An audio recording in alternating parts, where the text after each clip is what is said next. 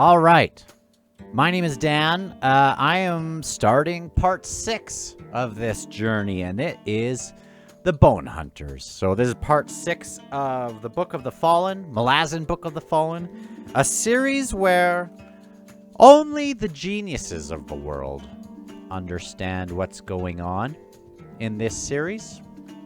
So, if you are not a genius, just go away.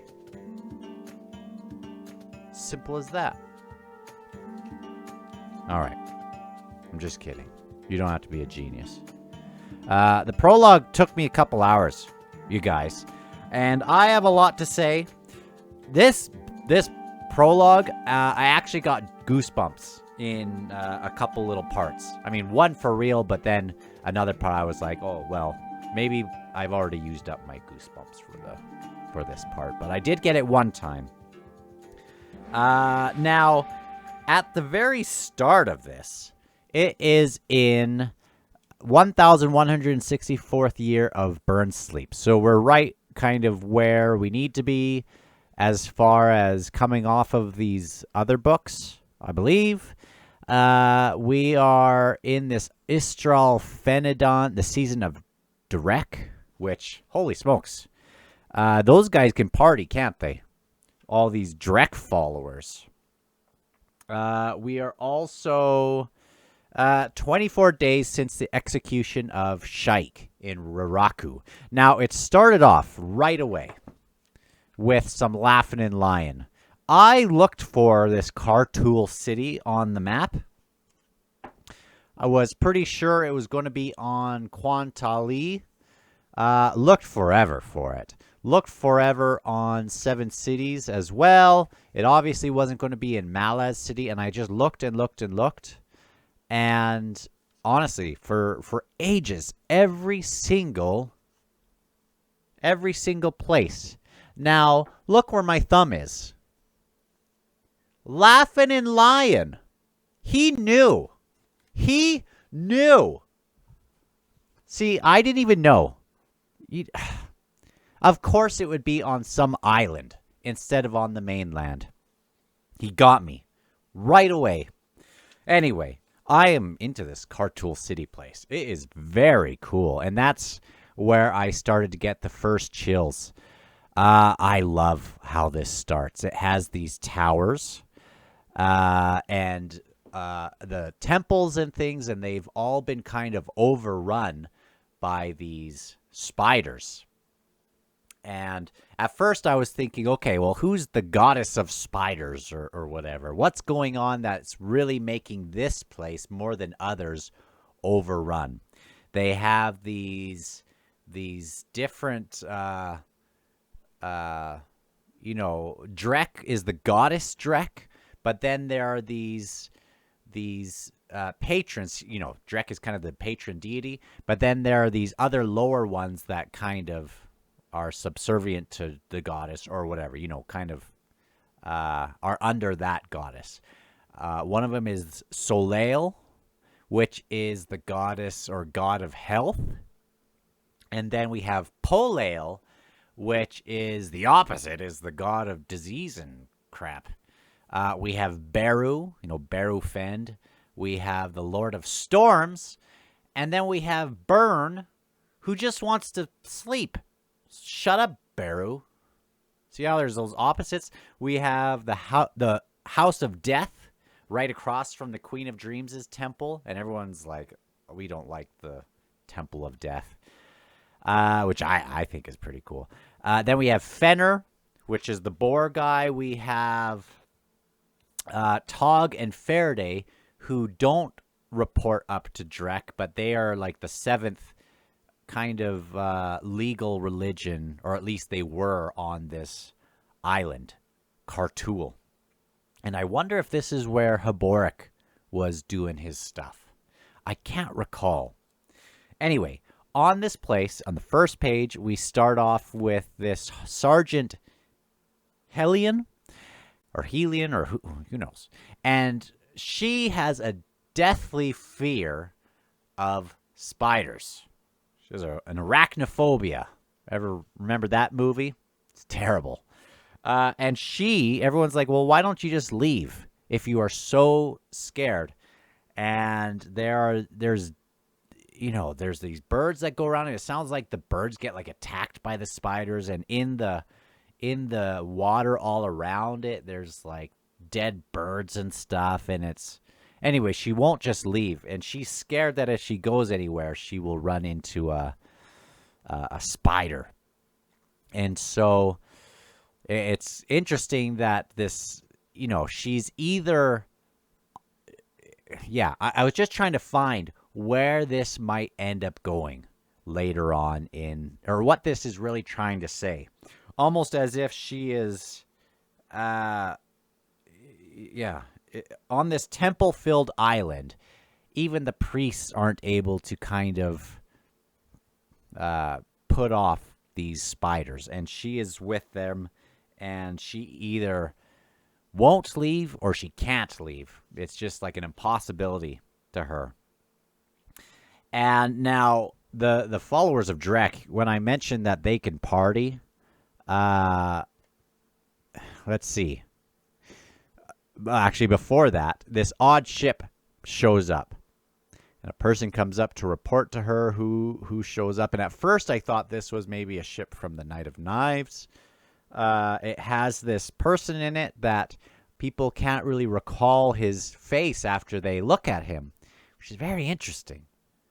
Very interesting. Banasjar? I don't know. These flippin' names. Okay.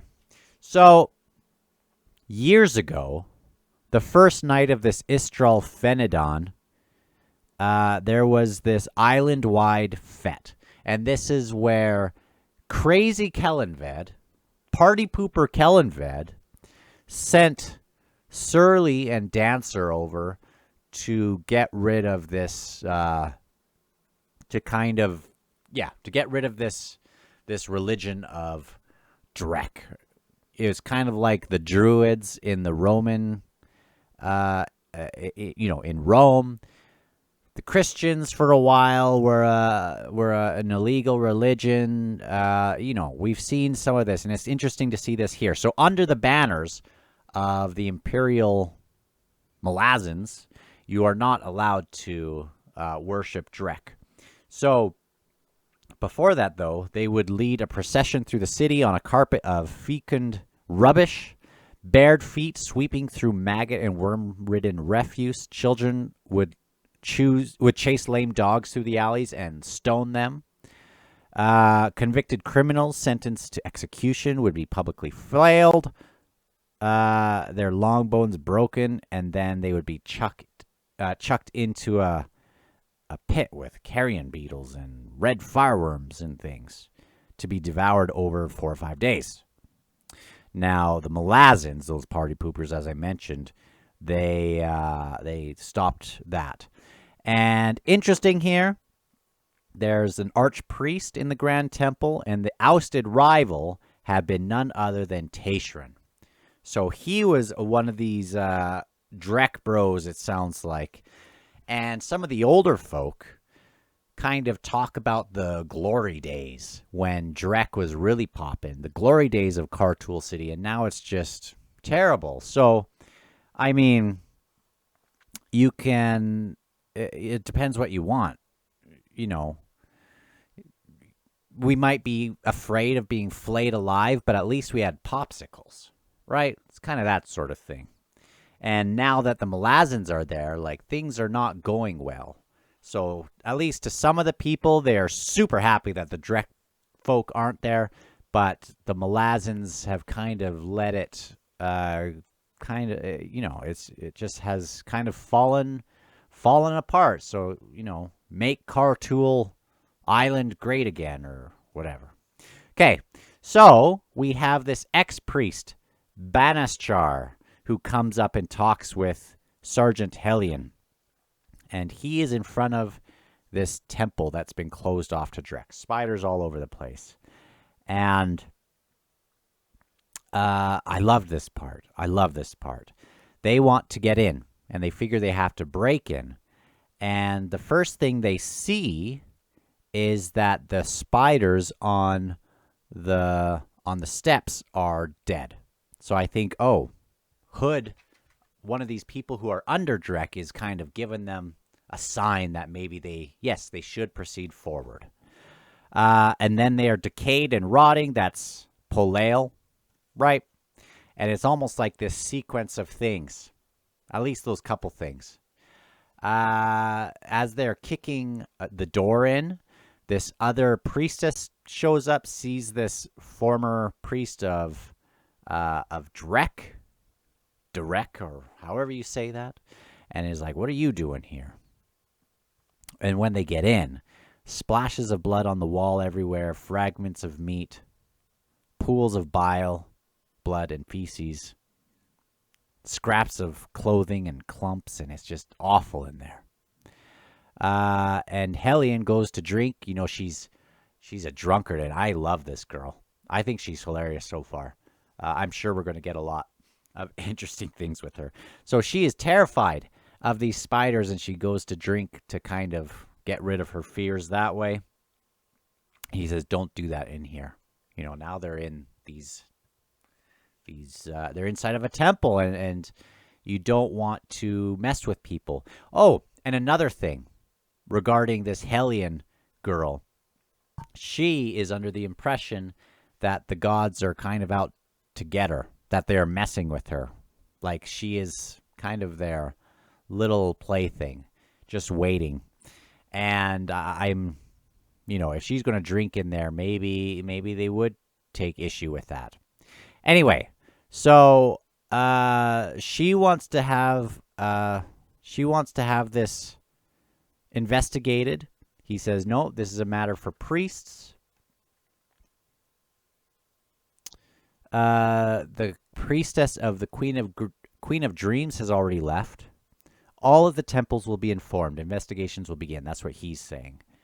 And then she says, basically, you know, first night of the clear season of the Grand Temple used to involve some nasty stuff going on, and you've got a lot to answer for. And then he just vanishes.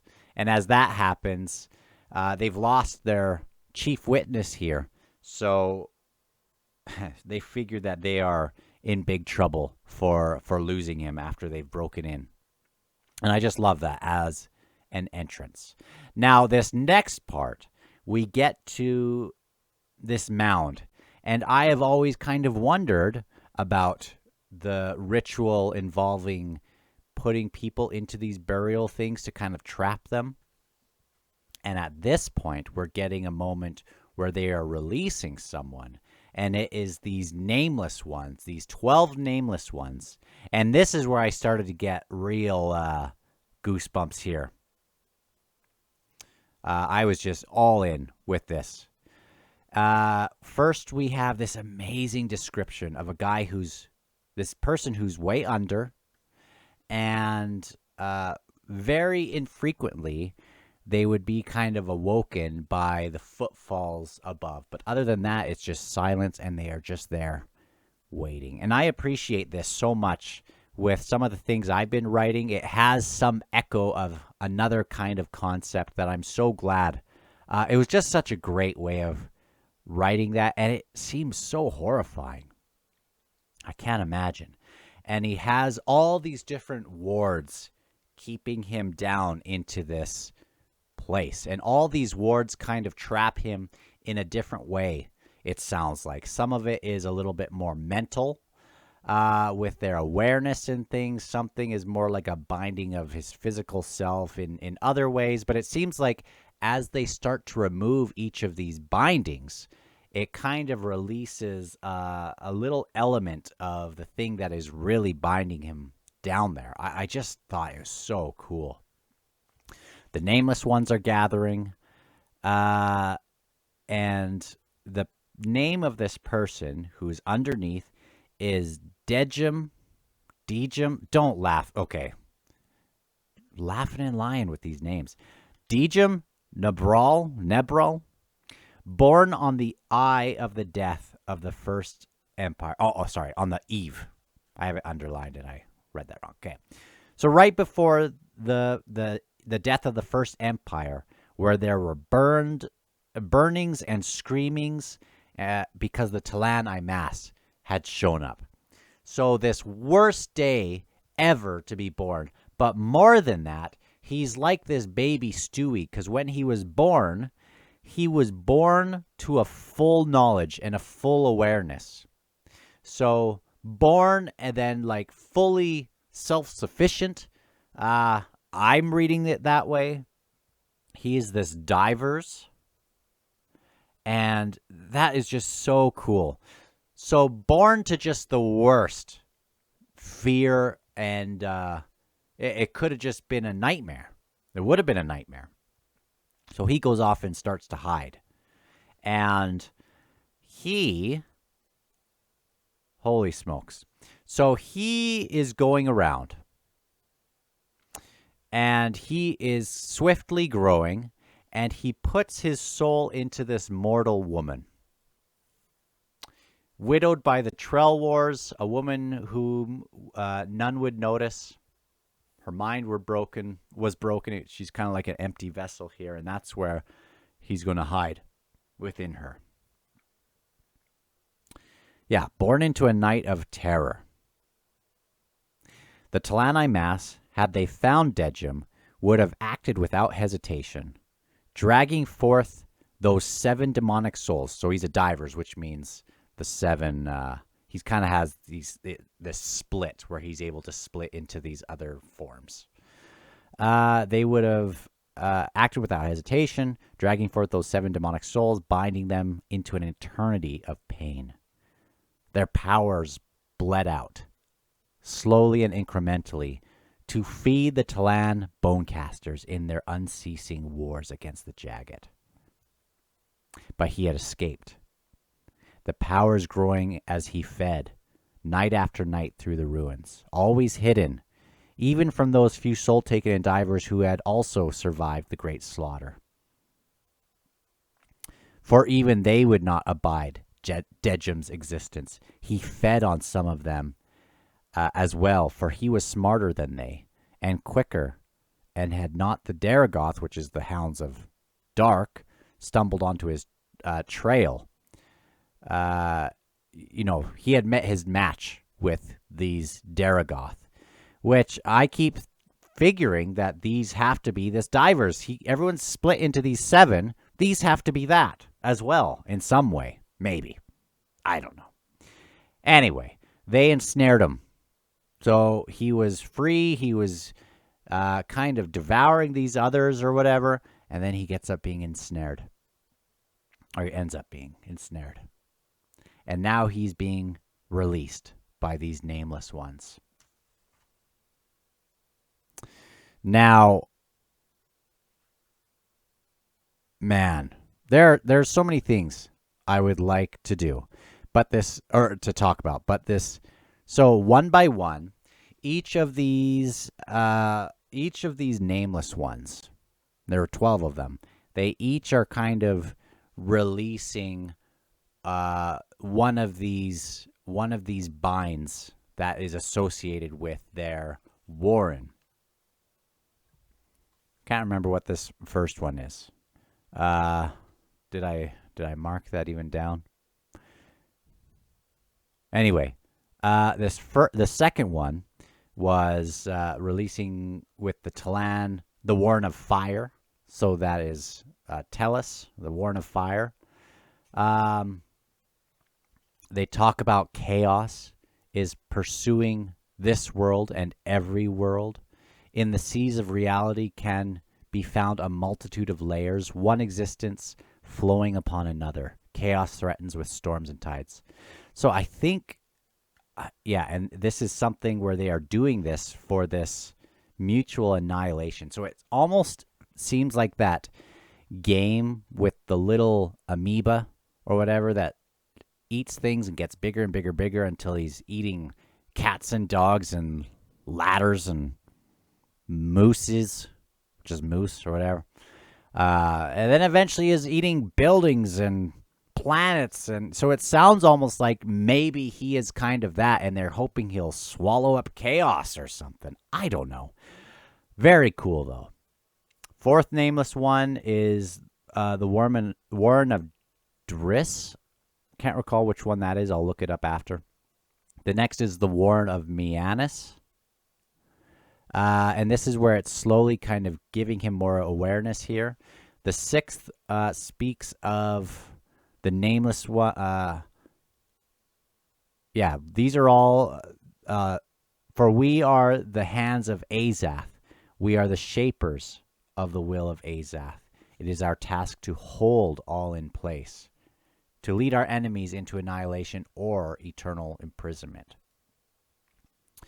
The seventh one talks about the four kind of people that are like an offshoot of the Talanai Mass. The Barghast, massive Barghast dudes.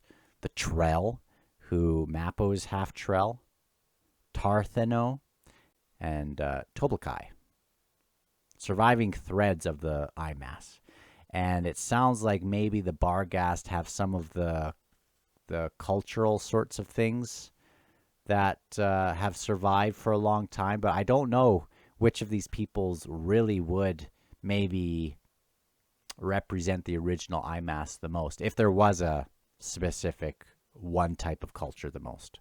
Still waiting on some of that. So Warren of Talan. Eighth one is Death. Ninth, Curled Ghislaine. 10th, Rashan. 11th, Thierlan. Probably getting all these names wrong. And then the 12th, they look at the 12th, and she says nothing. Or he, or whatever. Slim, red rust-scaled hand that was anything but human. Can you hear me? Anyway, kind of speaking in this person's head. Yes, we would free you, but you must pay us. Refuse to pay us, and we shall send you once more into mindless oblivion. And then he accepts to do that, and it's almost like I'm not sure exactly what the exchange was, other than here it says it's just a minor task, something simple. He was relieved. It would not take long. The victims were close. So maybe I will let go of your last one, but you have to eat all these other nameless ones. That's how I kind of took that, because as this person is released, and this 12th one is said to be Sister Spite. So it's the sister of Lady Envy, which is awesome. She alone would survive the emergence of this fell demon. And so Dejim Nebral rose, this person this divers who eats, and the 11 nameless ones began invoking their final prayers. Most of them never finished. So it just happened right away. And that's where I got the goosebumps. Like, it just happened immediately. And I remember, the Hounds of Shadow are so cool. I was just so excited when we got the Hounds of Darkness. And now this, I think, holy smokes, what did they just unleash? And now I'm thinking, okay, I want Hounds of Light. Is this some kind of thing like that? But this guy's more like I don't know what this is. If he's like furry, or if he has scales, or what kind of creature this demon thing is. And the word demon is used interesting in this series, isn't it? Where it's just more like other. Anyone who's other is like a demon. It's kind of like the barbarians for people in ancient history, like the barbarians beyond the people beyond the borders, called barbarians often, because they just didn't know what was over there. All right. And it was a way to just kind of castigate others in. Anyway. Okay. This last part. A tattooed warrior cocked his head at the sound of distant screams. A dragon rising. That's Spite. So she gets away. This Taralek Veed, a Graal warrior, and the last survivor of the Eroth or the Aroth bloodline. Swept back his black hair as he touched it. All these flies kind of crawled out of it and flew back in. And he straightens up, pees on the fire to douse it, collects his weapons, and sets off to find the demon's trail. So he's like a demon hunter. What is he going to do? Holy smokes. So exciting. Okay. Last part of this prologue. We have, back on Seven Cities, I believe, we have the appearance of 5 Talanai Mass. And Barathol Mekar, which Mekar, I didn't clue in when I did this last video. That's the last name of Callum. So I don't know if that's a dad or if it's a brother, if it's a cousin. But they show up, these 5. And I don't know if these are 5 we've seen. So I'll have to kind of mentally look back on that. But this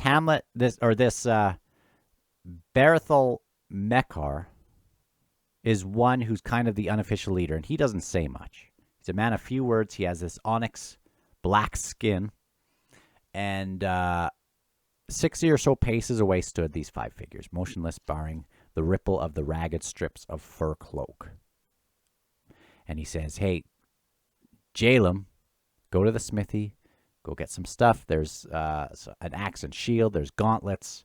Don't worry about the chain," which I thought that was interesting. Whenever I hear chain, I think crippled god. Even if it doesn't directly go there, it's just one of those words that kind of makes your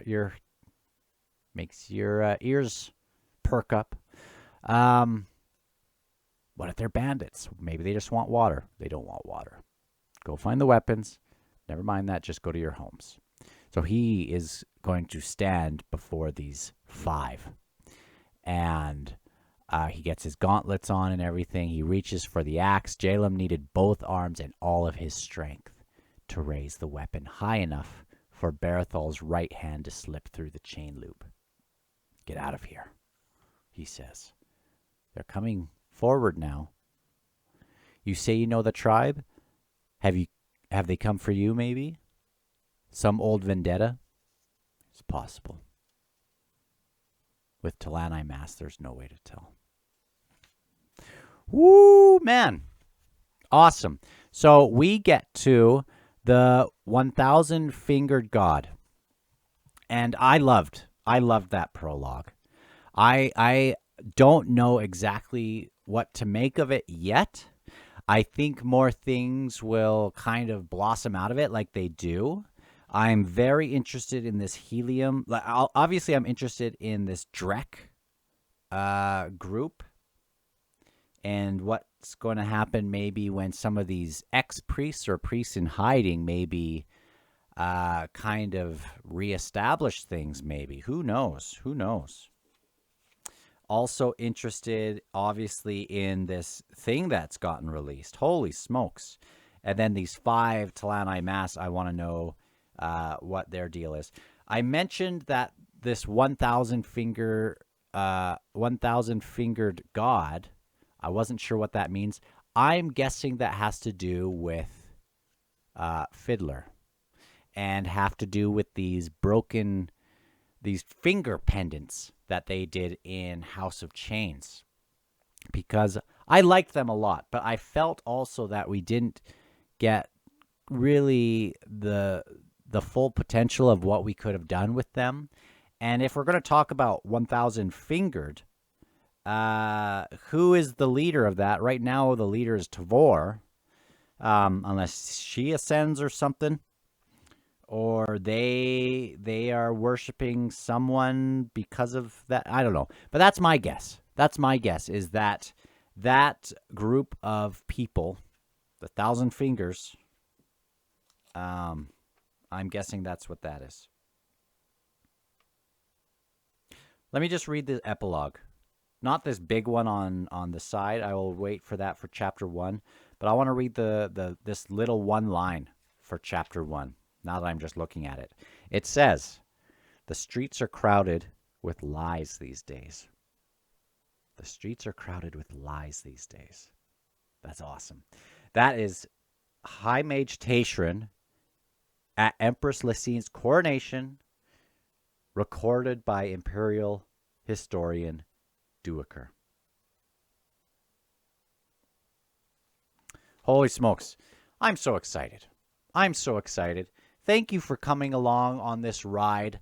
That prologue, just all these prologues, since the third one, actually since the second one. The second one was the one that really got me. The first one I did like a lot, but I didn't really know what it was getting into. The second one just blew me away. The third one, even more so. Fourth one got me excited for other reasons. Same with the fifth. But man, this one's up there so far with all of them. And I cannot wait to see the first real chapter of this thing and where we go. I also mentioned in the last, all these characters that we don't have. I didn't mention that we don't have Tool in the Dramatis Personae. I sure hope we get all these people at some point. But who knows? Who knows? And I'll talk to you on the next one.